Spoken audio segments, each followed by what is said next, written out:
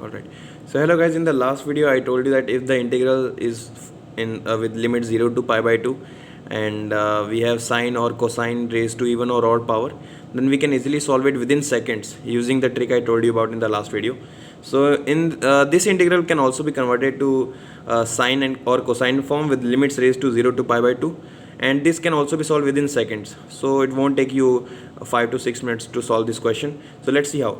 So if I put here x equals to sine theta and differentiate both sides with respect to theta, then I'll get dx by d theta is equals to cos theta, right? So I can write dx equals to cos theta into d theta. Okay, so I'll erase this one. So this is it. Now when these are the limits of x, right? So when x equals to 0, theta equals to 0. When x equals to 0, theta equals to 0. And when x equals to 1, theta equals to pi by 2, because at 1, sine pi by 2 equals to 1, right? So theta equals to pi by 2. At sine pi by 2, we'll have x equals to 1. Now these are the limits of our new integral. So integral becomes 0 to pi by 2. Now we will substitute it here.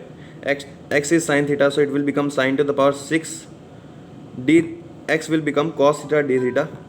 So it will be sine to the power 6 theta into cos theta d theta, right? Divided by, now root over 1 minus sine square theta will be cos square theta, that is root over cos square theta will be cos theta.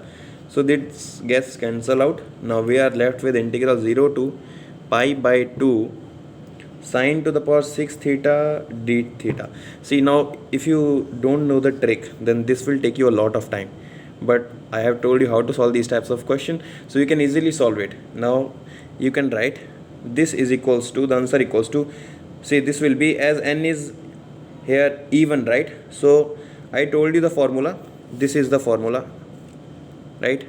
So we are going to solve it using this formula. Now if n is even, so x equals to, this x equals to pi by 2, so at last we will multiply by pi by 2.